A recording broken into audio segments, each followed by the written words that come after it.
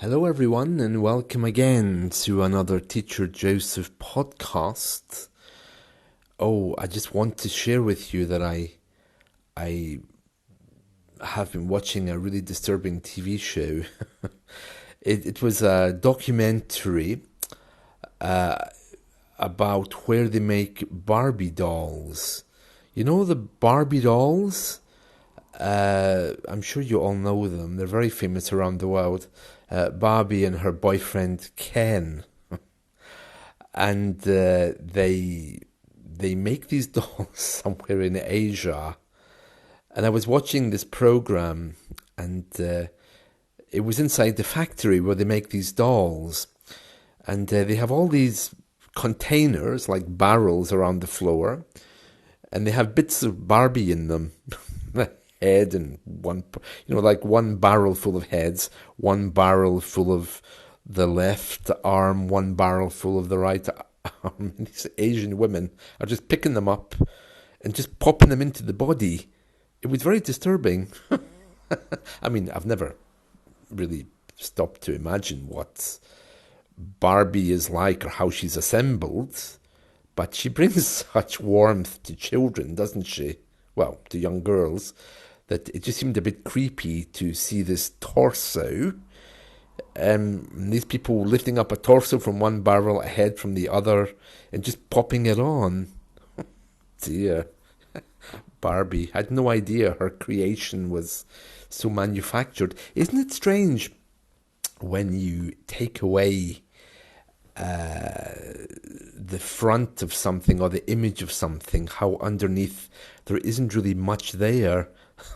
Barbie is really just an assembly of plastic bits. Well, so are some people, I suppose, when we think of plastic surgery.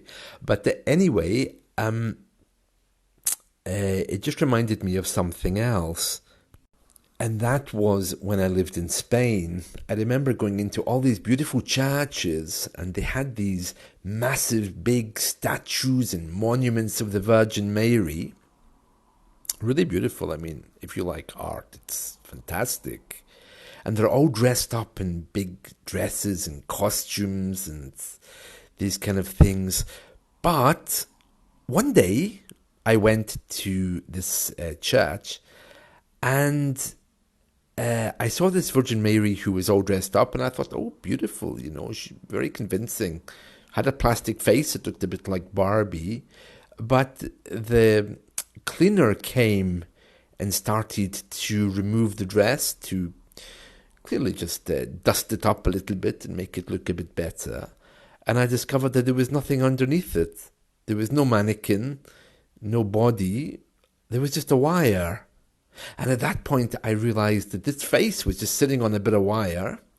And when you take the actual dress or the gown off of her, all that was left was a bit of wire. There was nothing there. Not even a mannequin, not even a Barbie doll. It was very disturbing because it looked so religious and holy. And then suddenly, you take the wrapping off it and it's a bit of wire. How disturbing is that? Actually, I remember that I think my grandfather, his job in the church was to dress up these statues of the Virgin Mary.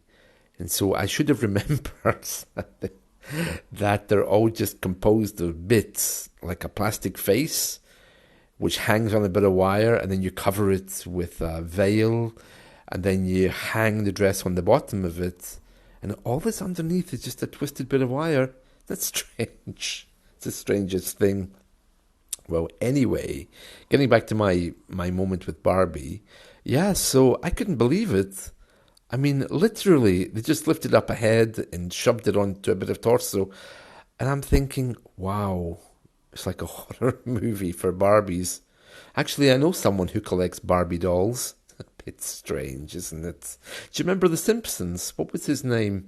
Smithers in English, the assistant of Mr. Burns, who owned the factory. He collected Malibu Stacy's, didn't he? Oh, I don't... a little bit creepy, I think.